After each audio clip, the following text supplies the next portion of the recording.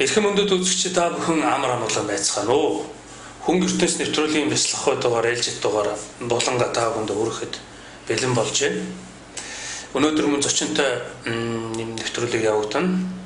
Өнөөдрийн зочноо та бүхэнд танилцуулъя. Дандрын бяцлагын багш Дорж Готов гэдэг залуу манай студид хүрэлцэн ирээд байна. За Дорж Готовтой өнөөдрийн мэнд төргий. За баярлалаа. Танд ч гэсэн өнөөдрийн мэндийг хүргэе. За урилга хүлээж авч хүрэлцэн ирсэнд баярлалаа. За үзэгчдээ та бүхэн ямар бяцлаглаар хичээллэх ямар бяцлал нь танд тохирохыг илүү их сонирхож үзэх ийм нэвтрүүлэг байдаг учраас та бүхэн анхаарлаа хандуулан үзчихгэнэ үү.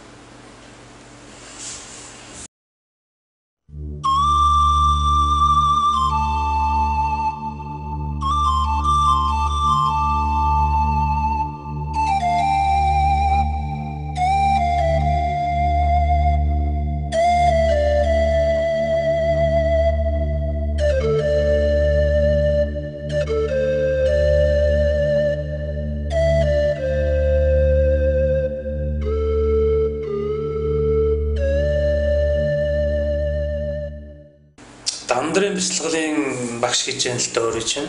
Тэгээд дандрын бяцлагын талаар эхлээд хоёлаа үзэгчидтэй танилцуулаад яриагаа эхлэх үү. За одоо яг ингээд дандрын бяцлал хийзээ одоо энэ хүмүүн заяатад ингээд хүрээд ирчихв те. Энэ талаас нь эхлээд дандра гэдэг нь чухам яг юу гэсэн үг юм энтэйс нь хэлэх үү. За дандр гэдэг үг бол энэ тэгэхээр бол тантра гэсэн үг. Тантра гэдэг бол нэг үгээр хэлбэл одоо сонгуул үннүүд гэсэн үг. Гол утга зорилго нь болохоор бол бүхэл оршихуйд сонгуул үннийг ашиглаж бүхэл оршихуйд нэгдэнэ гэсэн зорилготой урсгал ёс юм л да. Тэгээд энэ дандрын урсгал хаанаас эхэлсэн бэ гэдэг гэхээр одоо маш олон галуудын турш хураагдсан сонгол үннүүдийг зөвхөн сонгол үннүүдийг нь одоо өөрийн ёсондоо хурааж аваад тэгээд бий болгосон. Одоо 2500 жилийн өмнө Бурхан Будда мэдлэхээс ч өмнөх тэгээд Бурхан Буддагийн сургаалууд тэрнээс хойш бүхэл архтууд энэ эд бүгдийн сонгол сургаалуудаас нэгдсэн ёс байдаг. За ингээд дандрын ёсноос бүхэл шашингууд өөрийнхөө их урсгалыг авдаг. Тийм учраас дандрын ёсыг их дандар, эцэг дандар гэж одоо нэрлэх нь байдаг. Дандрын ёсныг Монголд одоо хамгийн сайн барьж байсан бол одоо яг дандрын ёс чигээр нь сайн барьж байсан. Одоо янз бүрийн урсгалд ороогүйгээр барьж байсан бол Долдуутын Данзаар үж авагч маань байдаг. Яг төвдөд болохоор бол одоо энэ Нямавын урсгал, Сажава, Гэлэгва ингээд дөрвөн гаждва энэ дөрвөн урсгал бол их дандраас өөрийнхөө салбарсан их авсан их том мөрнүүд болж одоо өнөөдрийг хүрсэн байна. Тэр дандар юу Будда одоо 2500 жилийн Буддаг ирэхээс өмнө дандрын одоо энэ ёс байжээ гэж штэ. Тэгэхээр энийг одоо шиж он тайлбарлаач. Энэ одоо анх одоо 5000 жилийн өмнө Кришна бурхан анх нам сургаал айлдсан гэж ингэж үздэг штэ. Тэгэхээр Кришна бурханы айлдсан намлал сургаал мэдээж энэ тусгал орсон байдаг гэх тийм ээ. Тэгэхээр одоо Кришна бурханаас өмнө дандар маань байсан болох гэж байна уу гэдэг тал дээр ойлголт өгвөл хүн анх одоо зөвхөн хоол ундны төлөө явдаг байсан тэр чулуун зэвсгийн үеч юм уу те. Тэр байдлаас ангараад тэр үед ч бас дандар байсан байж магадгүй. Тухайн үед хүн өөрийнхөө дотоод мөн чанар гэж юм байдгийн байна. Өөрийн хүч гэж мэдэрсэн хүн төрөлхтөнд өөрт нь ямар нэгэн хүч байгаад байна. Байгаль ертөнцид нэг хүч байгаад гэдгийг мэдэрсэн цагаас ажигласан ажиглалтуудаас өөрийн гэсэн ургаж гарч ирдэг шүү дээ тийм ээ. Сонгол үннүүд. За тэгээд энэ үнний ёсноос бас одоо Бурхны шашны бүх урсгалууд явдаг гэж хэлсэн шүү дээ тийм ээ. Бас Есүс Христийн шашныг бас энэ урсгалаас гарсан байх магадaltaй гэж ярьцгаадаг. Жишээлбэл одоо торгоны зам төрөд хөгжсөн байсан. Тэгээд Есүс Христийн одоо амьдралын 10-аад жил нь бол одоо Библиэлд тэмдэглэгдэж өгүүлсэн байдаг. Тэгээд Иерусалимд буцаж осныхаа дараа тэр үг сургаалууд дээр болохоор бол зөвхөн үнэн, би үнэн гэх мэт үнэн гэсэн үгүүд их орсон байдаг. Энэ болохоор бол дандрын сонгомл үнэн гэдэг үгтэй одоо тийм дандрын багштай байсныг ерөөхдөө харуулдаг юм уу та гэж сандаг л да.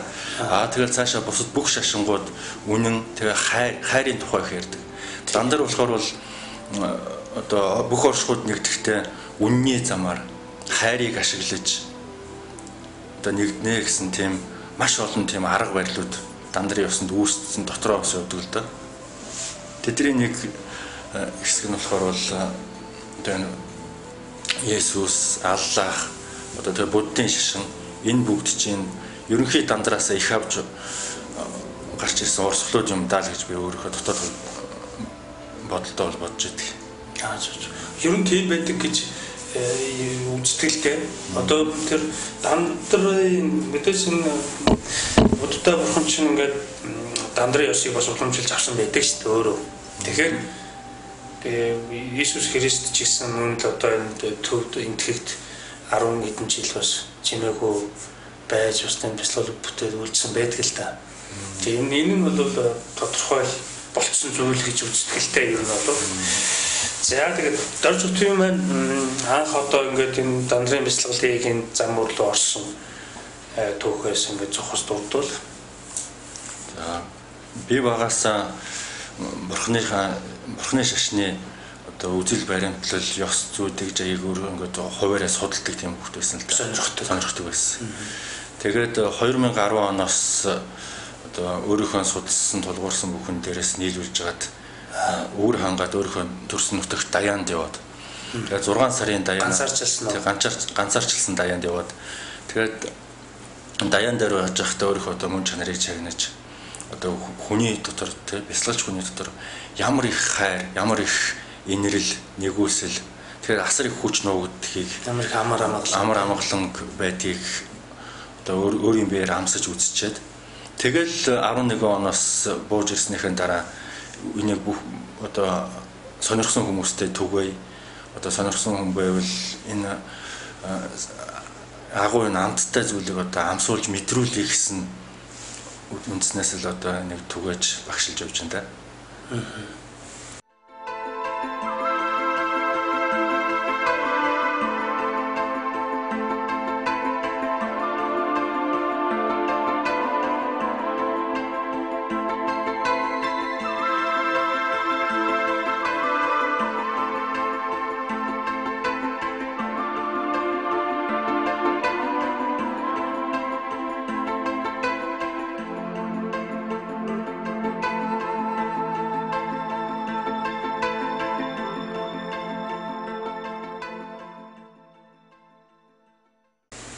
Аз 2011 оноос ерөнхийдөө ингээд энэ дандрын бяцлаглын аргыг одоо уламжлах юм болоод явж байгаа юм байна шүү дээ тий. За тэгвэл одоо хаана байдаг, хаашаа очих уу, хүнтэй уулзах уу гэж одоо асуудал гардаг юм. За ер нь нэгэр дандрын энэ доогоор гарч байгаа юу болвол утас өмсөр ч бол ингээд өөртөө холбогдож болно тийм ээ. Тэгээд ер нь энэ бол яг дараа ингээд тодруулчих. Энэ тантрын бяцлаглын одоо энэ бусдаас онцлог шинж нь юу вэ? Одоо жишээ нь дандраас бүх шашны урсгалж ирлүүд одоо их авсан байх үндэстэй гэж штэ. Тийм угаас авсан байдаг шүү дээ тийм. Одоо яг ингээд яг энэ чиглэлийг дандрын яг энэ ёсыг алталгүй авч яваа яг одоо шашны урсгал нь яг аль нь ямар урсгал одоо энд хамаарагдах уу? Одоо жишээ нь шарын шашин бол дандрыг бол юу гэж үзэх үү? За дандрын өөрийн сонгомл үнэн дээр тулгуурлаад өөрийнхөө одоо шашныг үүсгэсэн багш гэж байдаг байхгүй юу? Тэгээд тухайн багш нь өөрийнхөө сургаалыг дандрын ёсон дээр үндэслээд гаргаад ирчихсэн. Тийм учраас айл алийг нь яг эрхтгшэр хүлээж зөвшөөрдөг дандарын ёсны болохоор яг тэгвэл дандарын ёсны өөрийнх нь одоо элементүүдийг ашигласан сургаалуудтай байдаг. Тэгээд шашин болохоор бол голцуудаа тэр их гүрүү багш нар одоо өөрийнхөө шашны урсгалыг одоо энэ урсгалуудаа үүсгэсэн багшийг байхад маш их хүчтэй одоо хүчин хүнд үйлчилдэг. Тэгээ багшийг явсноос хойш багшийн шавнар бас үргэлжлүүлээд дагаад аваа явдаг. Ингээд аваа явдаг. Тэгээд аажимдаа урсгалууд маань одоо дандараас холдож эхэлдэг л дээ. Одоо жирийн одоо хүмүүст хандж байгаа учраас те их багш нь одоо урсгалаа гаргаж явчихсан. Тийм учраас одоо дандарт хаяа ингэж хүмүүс тэр шашнаасаа орж дандрыг эргэж сөхөж ингэж урсгалуудаа дахиж сэргээхгүй болохоор бол ингээл яг явцуураад аянд явцуурах тийм туушрах маягт үзэгдлүүд бол их үзэгддэг. Тийм учраас л дандрыг байн сөхөж харж явах хэрэгтэй болдог. Тэгээд шашин гэдэг маань болохоор бол 3 зүйл төр тогтдог. Тантар, янтар, мантар гэдэг. Тэгээд бурхны одоо тэр багшийн их зарлиг болохоор бол мантар. Тантрын үзэл баримтлууч гэсэнтэй мантраар илэрхийлэхдээ бидний үеийг хүрээд ирсэн. Янтар гэхээр бол одоо бие лагшин. Бие лагшин болохоор бол тухайн шав хүний биеэс гадна сүм, сувраг, тэгэл эрх бодит бие зүйлүүд шашны зүйлүүд ордог л доо. Энэ бол янтар. Тэгээд 3 дахь нь болохоор бол тантар. Буюу дотоод мөн чанар шашны. Тэгээд тантар, мантар, янтар 3 нэгжиж нэг шашин үүсгэх байтал сүүл рүүгээ ингээд шавнар янтар, мантар 3-та хөөцөлтөд эхлэхээр тантар орхигдож эхэлдэг. Тийм учраас л мантар янтра бариад л нөгөө тантра орхичхоор гээд гажуудаад явчихсан.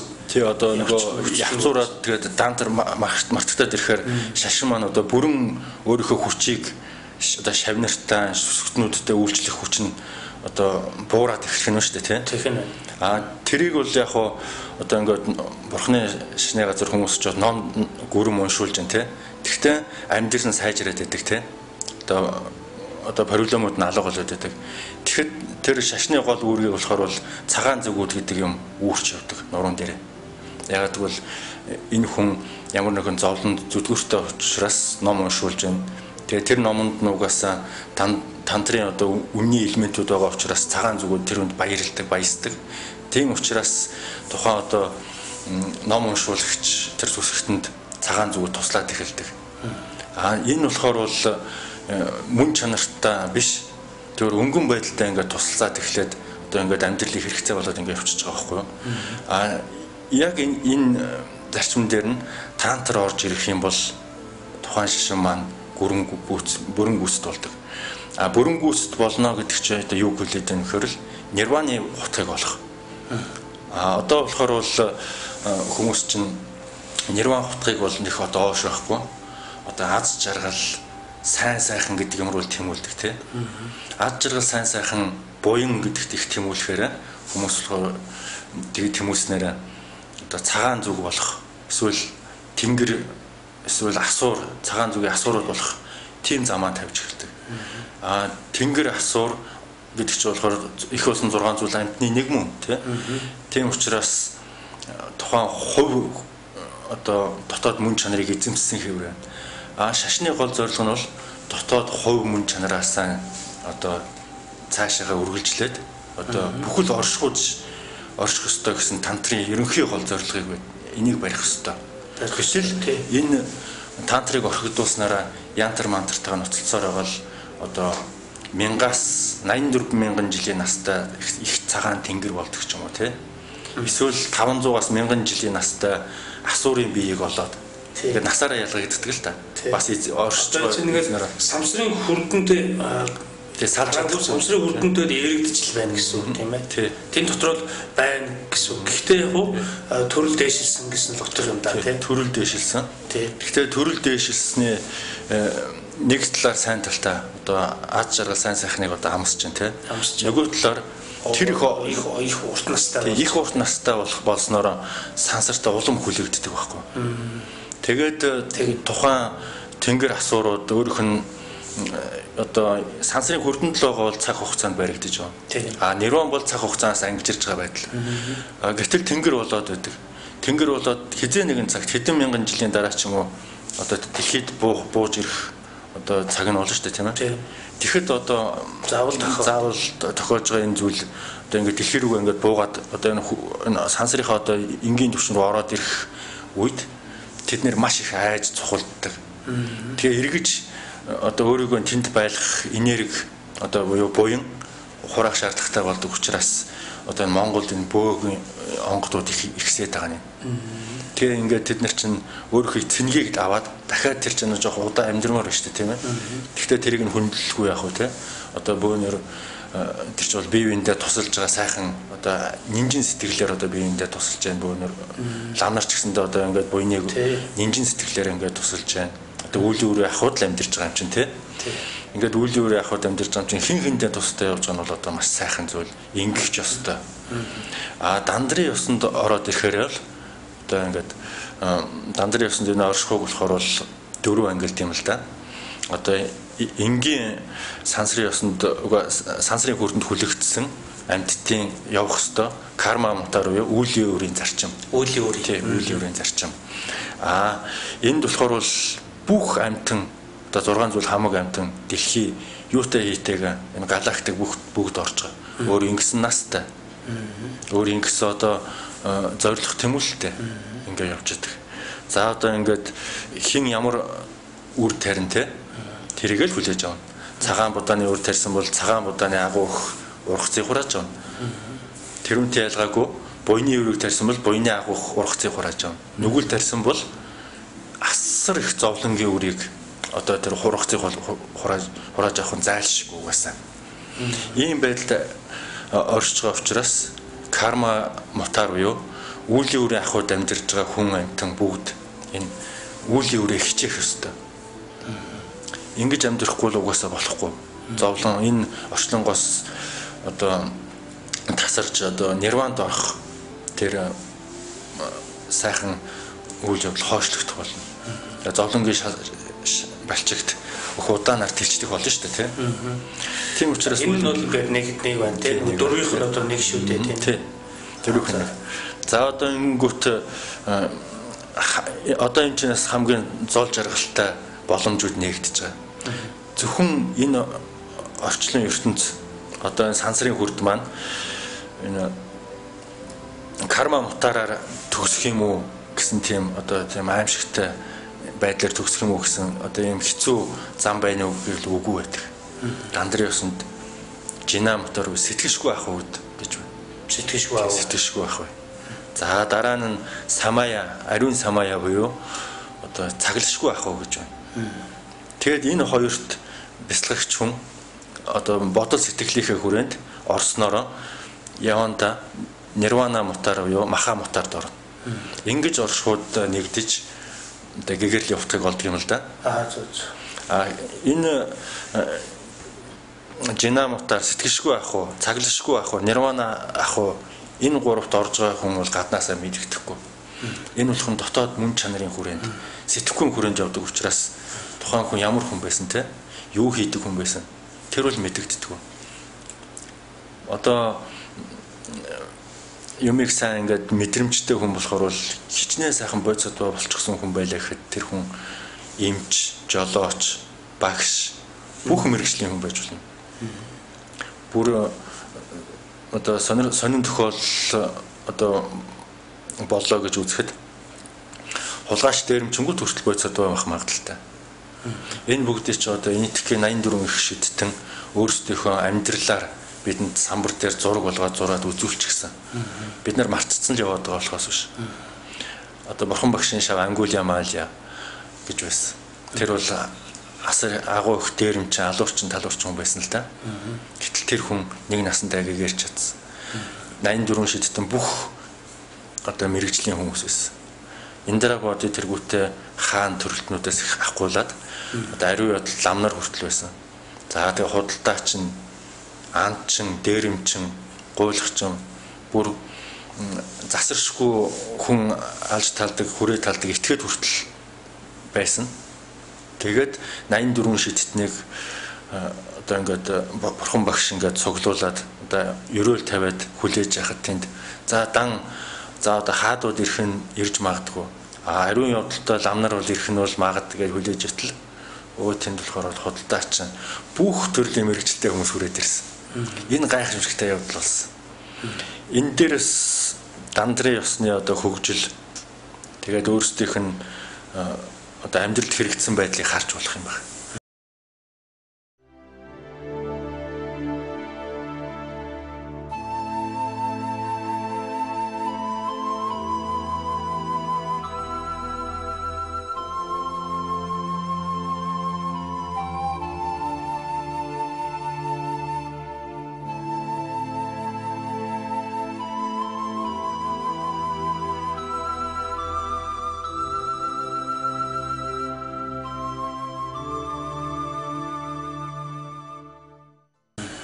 Ийм болохоор хүмүүс одоо заавал одоо ингээд лам хүн гэгээр нэхгүй. Лам хүн бол эхний ээлжинд гэгэрхэд ойрхон явж байгаа шүү дээ, тийм ээ. Бусад мэрэгжлийн хүмүүс эмч, багш, совилогч. Тэгэхэд нийгэмдээ адлагдсан өөдгөө уваагүй нөхдүүд хүртэл энэ өөрийнхөө алдааг засаж одоо өөрийнхөө мөн чанарын хүчинд итгэж дандрын ёсыг судалснараа нэгэн насанда бүр нэгэн цагийн дотор, бүр нэгэн секундын дотор ч гэгэрх тийм одоо агуу хувь зохиолыг олд юм да. За одоо тэр манай нэвтрүүлгээр ер нь ярьдаг үзэгчид маань мэднэ. Тэр та ямар мэрэгжилтэй ямар үзэгдэж харагдаж явдаг хүн байх нь чухал биш ээ гэж хэлж байгаадаа бол одоо өөрөө сайн ярьсан бол нийцж байна л да. Тэгэхээр ингээд одоо тэр ингээ манай үзэгчид одоо энэ дээр нэг жоохон тэгэлцэл байж байгаа. Юу гэхээр нэг тийм үзэгдээд харагдаад байдаг нэг тийм нэг өөрийнх нь тэр нэг нийгэм бизнес байр суурь шүү дээ. Эндээ их дулдуудаж явдаг л та. Тэгэд энэ биш юмаа гэдгийг ингээд хэлж өгөх гэж нэлээд их чармаадаг л та. Одоо манай нэвтрүүлгийн зүгээс бол тэгэхэд бол тэр хүмүүс ингээд тэрийг их сайн ингэж ойлгох ёстой тийм ээ. Ойлгох ёстой. Жишээ нь ингээд өөрөө чинь сая хэлж байгаа тэр бурхан багшид шав орж ирсэн тэр одоо гүн ким нүгэлтэн хүн бурхан багшид яхаараа шав орж тэр чи ямар эрэхтэй болоод тэгж бурхан багшид тэгж шав орж байгаа юм. Бурхан багш яхаараа тэрийг шав оруулж авч байгаа гэж одоо манай үзэгчд бол бодохоор л доо. Иймэрхүү байдалтай юм сэтгхүүн одоо иймэрхүү байдалтай байгаа. Энэ талаар нэлээд их ойлгож байгаа төлхөө ярилдаг уу? За тийм. Энэ одоо ямар хүчтэй болоод байна гэдэг. Одоо тэр 84 шидтэн гэж юм те. Тэн дотор одоос манай нийгэмд ч гэсэн байж байгаа бүхэл одоо төрлийн усуул очсон байж таарах гэдэг шүү дээ. Тийм. Нийгэм бол нийгэм л өдөө хизээд адилхан те. Бүх давхархтай. Гэтэл бүх одоо нийгэм бүх давхаргаас энэ тантрын ёсоор бол гэгэрх те өөрийнхөө тэр хүм ертөнц гэж одоо манай нэвтрүүлгээс хэлдэг. Тэр хүм ертөнцтэй амьд байх боломж нь байдаг юм байна гэсэн үг тийм ээ. Байлгүй хөө. Бүх юм энэ талаар хэлж шүү. За тэгээд дэлгэрүүл. Дандрын ёсны одоо хамгийн гол чухал хоёр баримтлал байдаг л да. Одоо ямар нэгэнд үл хүлэгдэх. Жишээл одоо өөрийнхөө мөн чанар бүх зүйлээрээ нэг юмд хүлэгдэж болно тий. Жишээл одоо ажил мэргэжилтэй тий. Тэгэхэд үл хүлэгдэх байдал нь болохоор бол гадна байгаа энэ бие маань тухайн мэргэжлийг хийж, тухайн ажлыг хийж өөрийгөө тэжээх ёстой. Дотоод мөн чанараа сугалж авдаг тийм нарийн шижин байдаг байхгүй. Одоо тэр хүлэгдэхгүй байх шижин. Энийг барих хэрэгтэй.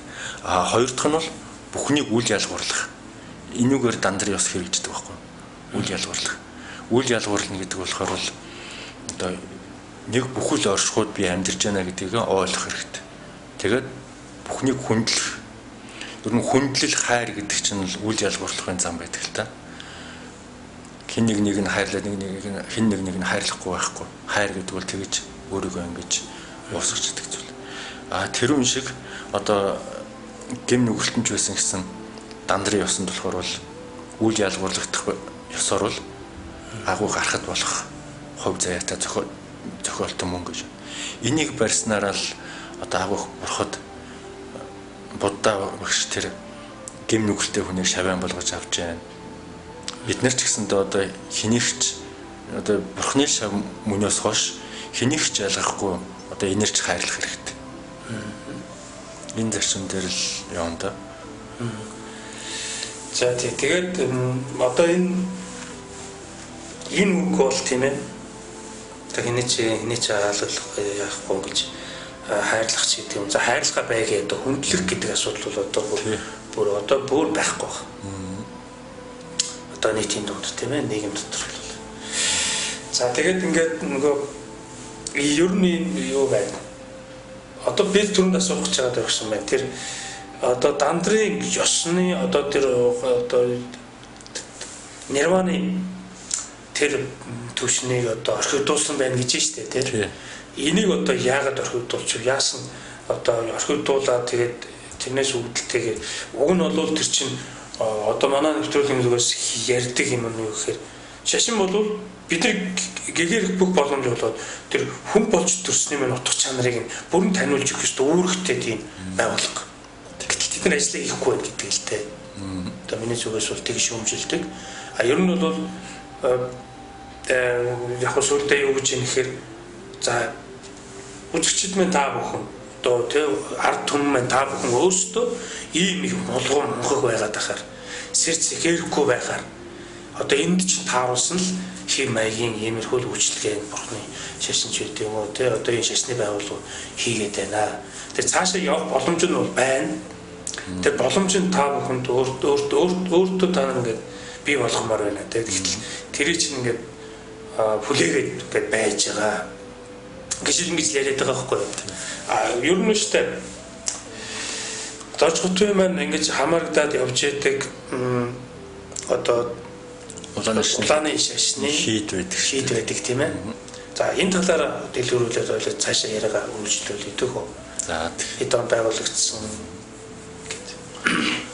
Манай багш нарын байгуулсан шийд 2001 онд шар хатны эцэст тэр сэтгц мэдрэлийн эмнэлгийн урдхан талд байгуулагдж байсан. Тэгээ улааны шашны. Тэгээ улааны шашныг үүсгэн байгуулагч Ловон Бадамжуна багш маань тийм одоо анх эхлээл бяцлал хийж эхлэхдээ тийм үхэрийн газраас эхэлж бяцлаглаа хийгээл тэр чинь орчлон таниал тэгэл гэгэржсэн тий. Тэгэхэд тэр яг ёсыг манай багш нар маань даахсан шугаа. Одоо тийм одоо 39 оны хэлмэгдүүлэлт тэнд одоо хэлмэгдүүлэлтээр тэнд одоо тэр сайхан лавныг одоо яаж яасан хэлмэгдүүлж яасан. Тэгээд дээрээс тэгээ ховсглаас ч хойш тэнд одоо сэтгэц мэдрэлийн эмнэлэг барьчихсан. Тэгээд хүн харахад бол гаднаас нарахад бол жоохон тийм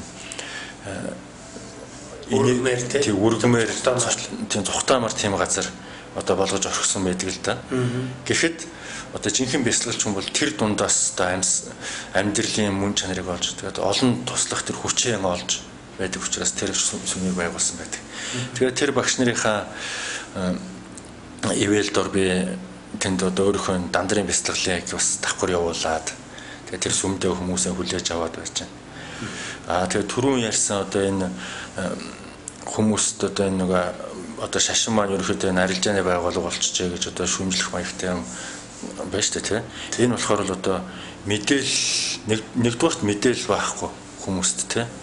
Тийм учраас одоо нирванд гэдгийг орхитуулдаг нь болохоор мэдээлэл байхгүй бас. Одоо тэр хүмүүс чинь тэр бурхны шүтснээр юунд очих вэ гэхээр л нэг л их сайхан одоо тийм ад жаргалтай тийм одоо нэг сайхан газар очно гэж төсөөлдөг. Тэр нь болохоор л тэнгэрийн орон байдаг. Жинхэнэ нирван болохоор шал өөртөө. Амар амгалан одоо ямар нэгэн зовлон байхгүй. Бас зовлон байхгүй юм чинь ад жаргал гэдэг туушрахгүй. Ад жаргал туушрж байгаа гэдэг чинь зовлонгийн нөгөөт л байхгүй. Тий. Энэ хоёрыг алин ч гэсэн ач холбогдол өгөхгүйгээр шал тусдаа амар амгалан гэдэг юм болох. Төгс амгалантай. Төгс амгалан болох. Тэгээд нийт нийгэм маань одоо ийм өөрөө арилжааны нийгэм болцсон учраас тэднэрт сэтгэл зүйн тусалцаа үзүүлэх байгууллага болж урьж байгаа. Одоо хийд маань цагаан зүгүүдийг ашиглаж. Жишээлбэл би одоо цахилгааны инженер мэргэжилтэй хүн л дээ. Би цахилгаан эрчим хүчийг ашиглаад хүмүүст тус болоод тэгээд тэр чинээс олсон орлогоороо би өөрийгөө ингээд аваа явчих чинь тий. Лам хүн лам нар одоо бусад шашны ламнарч бас ялгаа авахгүй.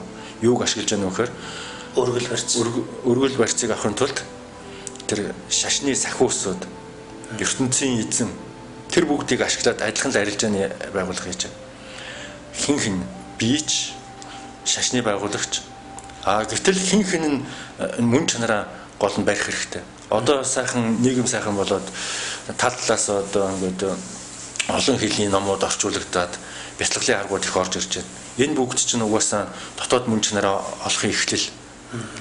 Бяцлагчид угаасаа өөрийнхөө мөн чанарыг олдог, мэдэрдэг. Мөн чанарын яриад эхлэхээр мөн чанар жирийн хүн ч гэсэндээ байнга цохолцож яадаг. Одоо маш сайхан баяртай үйл явдал, тэгээ ээж аавын талаар ч юм уу те баяртай үйл явдал тохиоход эмчнээс нэг юм гарч ирээд нулимс сунг гаргуулдаг. Өөрөө ойлгохгүй байх гэсэн чинь яах чаргагүй гаргуулна те. Энд огшоод байгаа зүйл чинь мөн чанар мөн. Айхад арзаагаад байдаг те. Хүүт даалгаад байдаг. Тэр бас мөн чанар мөн. Бяцлаглалын үед энийг олж авна гэдэг нь болохоор хаяа цохолддог юмыг л нэгэн төвшөнд барьж яхахыг сайн бяцлагчин боллоо гэж үздэг.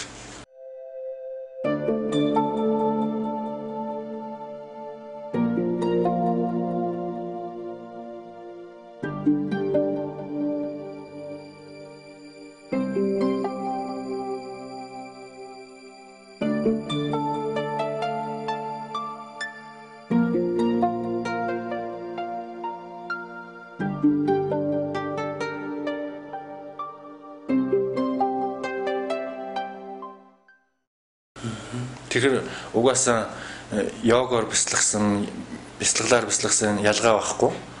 Ингийн үуч гэсэндээ хүнд бас байдаг зүйл байгааз тий. Тэр бурхны номон дээр одоо ингээд тухайн мэдээлэл одоо бурхтуудаас ирсэн мэдээлэл ирээдүйн тухайн мэдээллүүд одоо бурхны номд хадгалж ирдэг. Энэ дээр болохоор энэ мөн чанарын тухай байдаг. Бид нар доторхыг мэдэхгүй л цагаан зүгүүд уншиж байвал цагаан зүг тухайн сүсгтэнд туслаж яваад байдаг болохоос биш. Яг өөрөөсөө ингээд намтайх шиг суугаад тухайн юмд анхаарал хандуулах нь бол бүх юм бурхны номон дээр байгаа. Тэгээд одоо энэ хүнд байгаад байдаг тэр ариун нанд тэр юм байна шүү дээ тийм ээ. Энгийн хүнд бол хаяа мэдэгдээд идэг. Бяцлагчууд бол орой барьчаад идэг тийм ээ. Энийг болохоор л одоо бяцлагчин тэр гэгэрэлд орох хүн бол одоо юу яах хэрэгтэй? Хөдөлгөөнд орвол бүхэл орчлон ертөнцид бэлэглэх хэрэгтэй. Тийм учраас бяцлаглалын агуух мастер Ошо багш хэлэхдээ та нар одоо йог бяцлаглаасаа дээд төвшөнд ахиач. Одоо дандарт ороо гэдэг нь энэ байхгүй. Тэртээ жинийн хүнч мэддэг йогч хүнч бол байнга барьж яадаг тэр дотоод мөн чанараа одоо оршихуд нь задлаа. Тий. Одоо ингээд таван мохоодоос үүссэн биетэй байгаад байхаа болий. Одоо бүхэл орчинд шингэх цаг боллоо гэдгийг уриалан дуудсан. Одоо багш маань. Бусад одоо данзаар үжа багш гэсэндээ үнийг биеэрээ өвлгөрлөн үзүүлсэн тий. Та нар юунд битээ вэ та? Тэгээд жоохон үнийг нь ойлгохгүйгээс болж нөгөө сахил барьдгүй ламаа мэдэргээд жоохон данзаар үжа багш чинь шашныхны дунд тухайн үедээ жоохон юутай байсан л та. Нэр нөлөө багтай байсан. Гэхдээ өөрийнхөө энэ агуу ирээдүйд болох их шашныг зөнгөөрөө мэдэрч өөрийнхөө энэ хүчийг ашиглаж чадсан агуу багш байсан. Монголд хүртэл байсан байгаа. Одоо ч гэсэндээ энэ олон хүмүүсийн дунд тийм хүмүүстэй би мэрсэр таардаг. Гэхдээ өөрсдөө тэднийг анзаарсан явдаг, зарим нь анзаараагүй явдаг. Энэ бүгдийг нь ухаад одоо энэ орчлонгийн одоо энэ тоос одоо мартагнуулах одоо энэ амьдралыг мартагнуулах одоо энэ хүн байгаль хүн бод ертөнцийг мартагнуулах энэ тоосыг нь жоохон ингээд дандраар ингээд арчаад ирэхэд цаанаас нь агуух бурхтуудын мөн чанар тухайн бяцлагчаас тодорч ирж яадаг л та. За одоо ингээд бүх бурхтууд одоо энэ ариун самаяар руу шууд орё гэж бодож байна л да. Ариун самаяа гэж юу вэ гэхээр яг одоотой байх. Яг одоотой байна гэдэг чинь болохоор бүх бурхтуудтай хамт байна гэсэн үг. Энийг ойлгохын тулд хамгийн түрүүнд термодинамикийн хуулийг зөвхөн физикийн хууль. Энерги үхшгүй, мөхөшгүй, шинээр үүсэхгүй гэсэн үг. Шинээр эсвэл устдахгүй гэсэн үг. Харин хэлбэрээ өөрчилж яадаг гэсэн. Энэ хууль. Буддын шашинд болохоор бол мөн чанар үхшгүй, төршгүй, үүсшгүй, устшгүй, хинч түүнийг хэртэшгүй, хинч түүнийг дахин шинээр засшгүй. Тийм төгс зүйл байдаг л та. Энэ зүйлтэйгээ хамт байхыг ариун самая гэдэг. Энд болохоор бол нэг тийм одоо ёслол, зардал, үйл ажиллагаа ороод байхгүй. Зүгээр л хүн тухайн үед яг одоод бол байх. Тэгвэл бурхтуудтай хамт. Бурхан багш 2500 жилийн өмнө гэгээрээд хайцсан. Тэр чинь үлдсэн үү? Үгүй. Бурхан багш агуу энерги тухайн үед устаагүй шүү дээ. Хэлбэрээ өөрчлөөд одоо явж байгаа. Одоо бидний сэтгэл зүрхэнд байгаа. Бүх хүний сэтгэл зүрхэнд нирванд үрд байж байгаа. Тийм учраас Бурханы шавилын бол Бурхантайгаа хамт байх хэрэгтэй. Тэр өчигдрийн миний юу хийж явсан, маргааш миний юу хийж явах хамаа байхгүй. Би багшийнхаа хажууд байгаа юм чинь багштайгаа л байх баймаар байна. Энэ яг одоо гэсэн үзэл дээр ариун самая хэрэгждэг. Үүлийн үр тасардаг тэгээд. Яагаад гэвэл би өнгөрсөн рүү гүүр тавьж эхэлдэг л дээ өнгөрснөөр дурсахаар. Би өөрөө хийсэн гэдэг өөрийгөө бат итгээд би өөрөө энэ эгогоо мөнхөх гээд эго ч гэсэндээ тухайн агшинд өөрчлөгдөж мэдрэмж нь өөрчлөгдөж явдаг байхгүй. Гэтэл тухайн эгогоо би гэсэн үзлээ хүн хизээч хаяхгүй барьж байгаа энгийн хүмүүс бол тэгээд тэрүүн дээрээ дөрөөлөд өнгөрсөн болгоныг өөртөө хамааруулдаг, итгэдэг. Тийм учраас тэр өнгөрсөнд хийсэн үлийн үр, ирээдүгээс хийсэн үлийн үр хоёр талаас сайн муу үлийн үр дарагдaltaгүй байх юм тий. Тийм аюултай байдалд орохгүй тулд яг одоо Бурхантайгаа яг одоодоо байх. Ингэснээр бүхнийг одоо хайрлах, бүхэнд ялгаргүйгээр хандах ингэж хэрэгждэг ариун самаяд. Одоо яг одоо Бурхантайгаа байсан. Ингэсээр өнгөрсөнд үйлдсэн одоо маш их гомдол, маш их гуниг тасардаг. Ингэж өш хонцон бүх юм тасардаг ариун самаяд. Ягаад ариун гэж хийсэн гэхээр өмнө чи хинч байсан байж болно. Тэгээд одоо дандрыг ойлгоод яг одоодоо болчлоо. Тэр одоо хариуцлагын систем хүлээхгүй. Үүлийн өрийн систем гэдэг чинь хариуцлагын систем. Хариуцлагын систем бол хүчээр тулгадаг биш. Хүн өөрөө сайн дураараа хүлээдэг зарчим. Тийм учраас Монголын ард түмэн хизээч хариуцлага битгий хүлээ. Энэ юуны систем нь үүлийн өрийн системийн хариуцлагыг битгий хүлээ. Яг одоодоо бай. Яг одоодоо байхаар цаашдаа муу юм хийхгүй. Хийжсэн бол одоо таслагдсан. Ийм байдлаар ариун самая явж хагаад дараагийнх нь шат буюу махамутар буюу нирван биет ордог.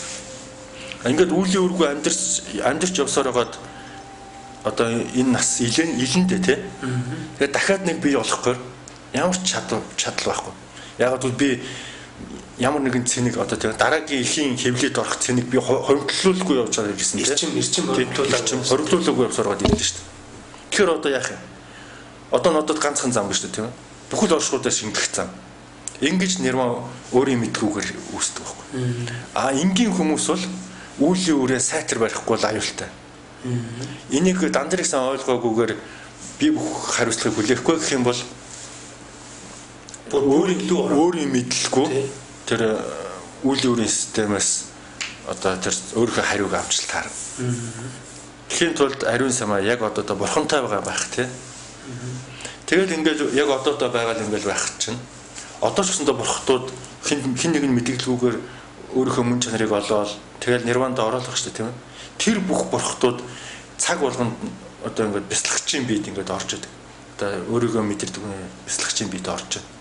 Ягаад гэвэл хамаг оршихуйд тэд нар чинь нэгдэж байгаа юм чинь. Би өөрөө оршихуй нэгсэн мөн үү? Та мөн үү? Тийм учраас оршихуйд нэгдэж байгаа бүх бурхтууд биднэрт хүчийг нэмсээр л байдаг. Гэтэл одоо энэ үүлийн үрийн оршихуй одоо энэ сансрын хүрдэнд яваа амтд болохоор тэр их хүч орж байгааг мэдрэхгүй байсаар байж байгаа. Гэхдээ яг хизээж мэдрэхгүй л та. Гэхдээ хизээ нэгэн цагт тэр хүн мэдрэх ёстой. Мэдрэн тийм. Энэ болохоор бол Бурхан багшийн гутгтын 4 үнний томьёолоор явдаг л да.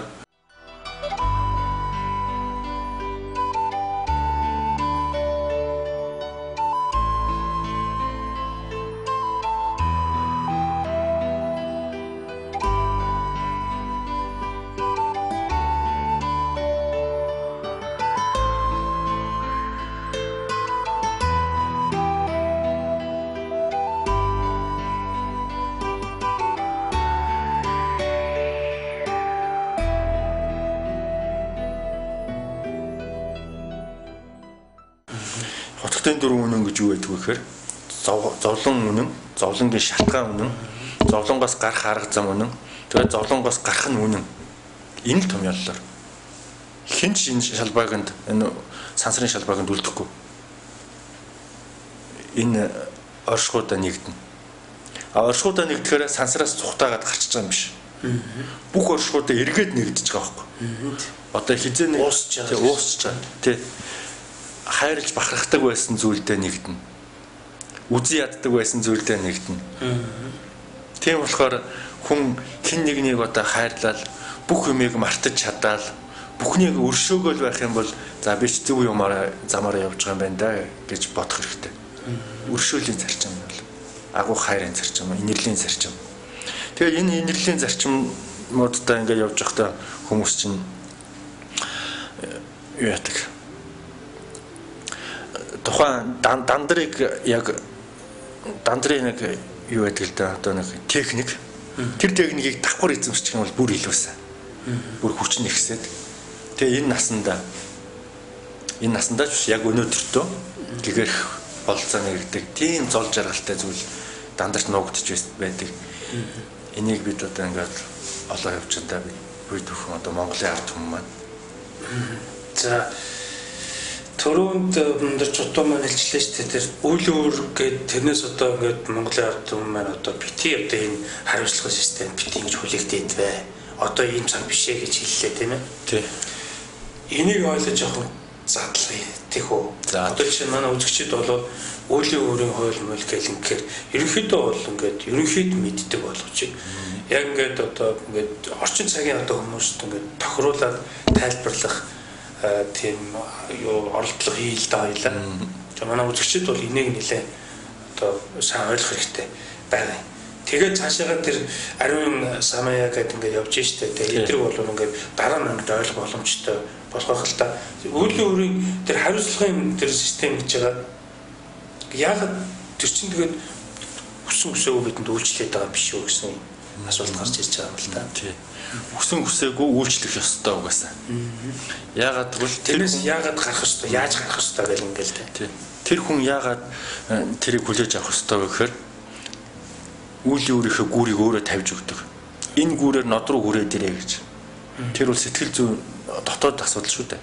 Гадна талдаа гүүр өрөх ш. Гүүрээ тавьж өгдөг. Жишээлбэл би цагийн өмнө одоо хаач явж байсан тий. Тэр заашгүй би доржихтуу бий байлаа гэхэд өөр дөрөө тайлбарлаа л да. Доржихтуу байлаа гэхэд за би цагийн өмнө гэртээ сууж байсан. Одоо энд сууж байна тий. Энэ хоёрын хооронд маш олон юм болоод өнгөрсөн байдаг. Дэлхий байдаг тий. Энэ дэлхий ч энэ дэлхий биш болсон. Тэр үеийн дэлхий. Ягаад гэвэл дэлхий нэг одоо энэ орон зай 1 градусд байсан тий. Нар өөр тесрэлт хийж байсан. Биднийг хайрлж амьдруулахын тулд. Одоо дэлхий нэлээд хэд хэсэг зам туулаад одоо энд ирсэн байна. Нар ч гэсэндээ өөр тесэрсэн байна. Бүх юм өөрчлөгдөд байхгүй өөрчлөгдсөн байхад хүн л өөрөө өөрчлөгдөгөө гэж муугаддаг. Энэ зам чинь хүнийг энэ карма мутараас салгаж чаддаг байхгүй. Карма мутараас салахын тулд хүн өнгөрсөн рүүгээ бити гүүр тавь. Яаж тавихгүй байх арга техник вэ нөхөр? Жишээл тэр юу л үлдчихсэн те? Буян үлдчихсэн үү? Нүгэл үлдчихсэн үү? Тэр чинь би биш. Тэр чинь тухайн үеийн тэрваг үүсдэгсэн. Жишээл би байлихад тухайн үеийн доржих тугаа буян хийжсэн. Одоо тэр буян над руу ирэх гээд шүү дээ. Тийм үрэн боловсроод. Би тэр доржих чинь биш шүү дээ. Тэр үе чинь тэр өнгөрсөн цагийн тэр доржих туу. Тэр хүндлэнгөөс наран тий. Инхийн тулд бас эгог алга болгодог л дөө хүмүүс. Тэр чинь эго байхгүй. Эго буюу би гэх үзэг. За нүгэл хийсэн. Нүгэл намайг одоо барьж авах гэдэг тий. А энгийн хүмүүс юм бол нэрээ би нүгэл хийсэн шүүгээл толгой дээр лантуу тий. Асар хүнд үйл өөрийн лантуу боо. Гэмшин. Тий. Хизээч гэмшилгүй бай. Бүхнийг өршөөд сур. Энэ дандрын ерөнхий хогтхон байхгүй. Аа зөв. Тэгээд 94-ч гүүр битээ тав. Тэнгүүт өнгөрсөн чинь бас барьцдаг байхгүй. Өө нөхөргөө чи 94-г одоо санаа зовнил эн чинь зовнилоор гүүр тавигддаг байхгүй. Чи зовнилоор гүүр тавьсан байж чи бид нарыг яаж байгаа бэ гэдээ бүр илүү дарамтлах магадaltaй. Тийм учраас ирээдүйд байх очих одоо бяцлагч хүн тухайн үед бүх юм өөрчлөгдсөн байна. Би ч өөрөө өөрчлөгдсөн байна шүү дээ, тийм ээ. Ядч л нас нэмсэн байж шүү дээ, тийм ээ. Гэтэл хүн өөрийгөө одоо бүх зүйлд бий байсан гэдэг утгаар хандсанараа бүх хариуцлагыг өөрчилж эхэлдэг л дээ. Тэгээ энийг мэдснээр тухайн хүн одооноос эхлээл одоо тийм муу зүйл хийхгүй байх нь, тийм яг өөрийнхөө амьдрал буяндч нэг одоо туйлшраад ах хэрэггүй. Нүгэлдэж туйлшраад ах хэрэггүй болж эхэлж байгаа байхгүй. Тэгээд яг өөрийнхөө амьдрал хамаг олонтой ив найртай амьдрал эн чинь өөрөө бод содвын зам болж эхэлдэг л дээ яванда. Бод сэтгэлийг өөрөө бариад эхэлждэг. Тэгээд өнгөрснийг хөөж эхэлцэх юм бол хэдэн 10 сая жилийн юм болно. Бүр нөгөө цэрдийн галбын үед чи хэдэн гөрөл барьж ирсэн гэд бидний мөн чанар угаасаа бид нарыг яаж эхэлнэ. Тийм. Мөн чанар тэр чинь хорслог дуусахгүй. Энийг яг одоогоор л таслах хэрэгтэй. Ингэж одоо ариун самая ягаад ариун гэхээр одоо би юу ч хийсэн байж болно шүү дээ өнгөрсөнд. Бурхтын тэр шавж гэсэндээ юу ч хийсэн нөхөр байжгаад гэгэрсэн байдаг шүү дээ тийм ээ. Энийг учраас энэ ариун гэдэг цолгуун шин самаяад оногдсон байдаг. Одоо тэр нүгэл буюу юу нүгэл бүгдийг ингээд өршөөгөө ингээд тийм өөрийгөө өсөв шүү дээ тийм. Өөрийгөө ч гэсэн өршөөж байна шүү дээ. Өөрийнхөө өнгөрснийг өршөөж байна. Тэгэхээр өөрийнхөө өршөөж байгаа юм чинь зөвхөн өөрийгөө биш. Өөрт хор хүргэжсэн, буян хийжсэн бүгдийг өршөөж болчихж байгаа байхгүй тийм. Энэ энүүгээр ариун юм байна. Тийм. Ариун гэж хэлэгдэж шүү дээ. Тэгээд яг одоотой байх. Яг одоотой маань нэг бол бурхтуудтай. Энэ бидний дотор ч болохоор бол буддаа нар байна. Үе үеийн буддаа нар, үе үеийн багш гүрүүнүүд байна. Дээрээс нь ертөнцийн эзэн өөрөө байна. Есүс байна. Аллах байна. Ингээд ямар нэгэн туйлшралгүйгээр бүх бурхтуудтай хамт сууж байна. Хин нэгэн намайг чи Аллахын шав бол Есүсийн шав бол гэвэл би аль хэдийн шав нь мөн гэж сууж байна тийм. Гэхдээ та нарын наад сүржин одоо тэр ёслол юу гэж хийх шаардлагагүй болсон би бяцлагч хүн гэдэг. Тэгээ сууж явах хэрэгтэй. Тэгэхээр бүх шашинтан гэдэг чинь би миний дотор бяцлагч хүний дотор байх хэрэгтэй. Бяцлагч хүний дотор бүх шашин байх хэрэгтэй. Бүх багш нар байх хэрэгтэй. Хэрвээ тэр бүгд нэг юм. Хэрвээ тэр шашныг үүсгэх чинь жинхэнэ гэгэрчилж чадсан юм бол оршихуудаа нэгтгэхээс өөр яах вэ? Оршихунд би өөр нэг хэсэг болоо сууж байгаа юм чинь. Ингээд үүнийг мэдрээд яг одоо бүх тэд нартай хамт байж чадсанаар өнгөрснийхөө дурсамжуудаас таслагдаж ирээдүйн зөвлөлөөс тасагдсанараа явж байгаад тэгээд хамгийн эцэст тэдэнтэйгээ нэгддэг. Нэгдэхдээ яаж нэгдэх вэ гэхээр бүх оршихуудаа л нэгдэнэ. За энэ үнд бас ингээд ургаад бодолтойгоо зөв харьцах гэдэг одоо тэр сэтгэшгүй ах уу гэж орж ирдэг. Энэ сэтгэшгүй ах уу гэдэг бол энтгийн 84 шидтний одоо шид бүтээх аргын эхлэл болсон тийм ариун нандин арга байдаг. Энэ болохоор бодолтойгоо зөв харьцах. Бодолтойгоо зөв харьцна гэдэг бол аахар шахар бодлуудад дотоод мөн чанарынхаа хүчийг зарцуулахгүй байжгаад яг хэрэгтэй зүйлдээ 100% зарцуулдаг. Тэр нь юу ч байж болно тухайн хүний өөрийнх нь зан чанараас тийм. Жишээлбэл нэг хүнийг аврахын төлөө яхад бол 100% зарцуулж байгаа хүч юмыг бүтээлгүй ачгүй тийм. Одоо энгийн нийгэмдэр болохоор бол хүмүүсийн дотоод мөн чанар аахар шахар бодол мөг төгрөг бизнестэй ингээд хуваагдцсан. Машин байр үр хүүхэд гээд хуваагдцсан. Ирэмдэг зэрэмдэг дотоод мөн чанарын хүчтэй ямар нэгэн тантахаар яаж бүтгэх юм тийм үстэй. Яагаад бүтэхгүй. Энэ бүгдээс өөрийгөө ингээд тухайн нөхцөлд нь аваад тэр нөхцлөөс өөрийнхөө мөн чанарыг сугалж авч үлдэх хэрэгтэй. Одоо ээж шийдэл гэсэн үг шүү дээ. Мөн чанарыг ямар ч нөхцөл тулгарсан ад жаргалтай нөхцөл, зовлон зүдгүүр нөхцөлд бяцлагч хүн бол өөрийнхөө мөн чанарыг сугалж авч үлдэж чаддаг. Тэгснээр гадна бие зовдөг, дотор бие амгалан байдаг. Тэгж байжгаад тухайн байдлаас салъя гэх юм бол 100% хүчээр сэт зөхөж чаддаг. Ямар ч бүсэлтэй. Буйны бүсэлт байна уу? Зовлонгийн бүсэлт байна уу? Ялгаа авахгүй шүү дээ, тийм ээ. Буйн нүгэл сайхан муухай гэдэг чинь нэг зоосны хоёр тал. Тийм аль алийг нь дандрын ёсонд туйшралгүй авч үздэг.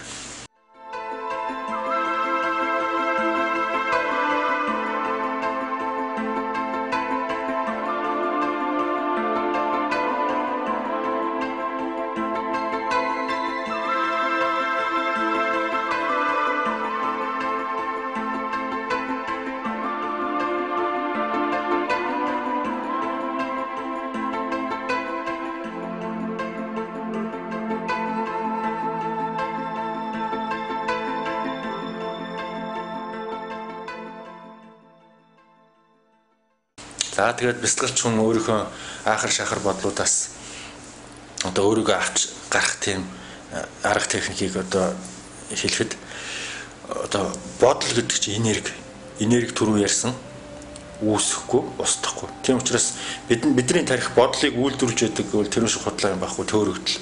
Бодол бол хэрмэл байдаг, тэнмэл байдаг. Тийм. Ямар нэг юмнаас юм бүхнээс бодол энерги ялгарч байдаг. Тэр энергийг бид нар бодол болгож хүлээж авч байдаг. Тийм. Энэ бодлуудтай зөв харьцах хэрэгтэй. Тэрийг эсэргүүцэх юм бол бусдыгаа дагуулж ирэх дайнд мордон тэр бодолч. Эсэргүүцэх үүрэгтэй шилтэй. Тэрийг дэмжиж хөөргөх юм бол баясаад бүр дарамтлчихна. Тэгэхээр зүгээр бясалгалч юм бол тэр дотоод мөн чанарынхаа үүднээс толгойд орж ирж байгаа бодлоо яахыг ажиглах. Яг энэ би тухайн бодлыг ашиглаад хоол унд идэх ч юм уу те. Тэрийг яаж ашиглаж байгааг энэ би яаж л бас хөндлөнгөөс. Тухайн бодол яаж тусалж байгаа эсвэл яаж хорлож байгааг ажигл. Тэрүүнд огт санаа зовхгүйгээр ажиглах. Ер нь дандрын усанд бол ажиглахыг л их сайн хөгжүүлсэн байдаг хгүй. Ер нь агуулх бурхтуудыг ажиглахаас өөр бид яах юм бэ те. Тэр бодолч гэсэндээ өөрөө бурхан, би ч гэсэндээ бурхан, таа ч гэсэндээ бурхан, бүхэн бурхан зүг болчихдог байхгүй. Ингээд бүх бурхтуудыг ажиглахаас өөр аргагүй, дунд нь хотголдохгүй юм ч нэрээ. Энэ бие бол сайн муугаар ялгаалгаа хотголдож өгнө л те. Ингэснээр бид нэр одоо бодлынхаа хүчийг нөөж хурааж идэг. Тэгэд энэ нөөснөөгөө болохоор бол дандрын ёсны бодисатвын явдалд орохыг сайтар сахиж хаас хослуулж хэрэглэдэг. Эсвэл нөгөө муу хүсэлдээ 100% ашиглаад эхлэх юм бол дийлдэхгүй асар хүч. Хинч дийлэхгүй, бурхан ч дийлэхгүй айхаа хүч болчихдог л доо. Тухайн тэр орчиндөө. Тийм учраас хүмүүс бодлоо сайн ажиглаж хүчээ нөө тэрийг бодисатвын одоо бодийн сэтгэл, хайрын сэтгэлтэй уялдуулж өг. Тэгээ хайрын сэтгэлтэй уялдуулах бясалгалын тусгай арга техникүүд бол байгаа. Энийг болохоор хийд дээр манайхан ингээд дасгал дадлаг болгоо зааж эхэлдэг.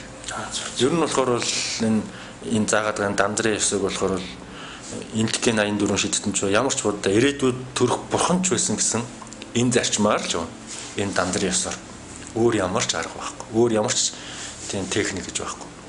Яг уу маш их цагаан зүгийг хураасан одоо тийм онгод тэнгэртэй ч юм уу те маш их цагаан зүг юм уу эсвэл хар зүгийг хураасан хүн тэрүүгээрээ туслуулж одоо энэ орчлон ертөнц одоо энэ үйл өөрийн ахуйд бочгнуулж болно та. Яаж бочгнуулж байгаа. Одоо ч гэсэн бочгнуулсаар л хүмүүс тий.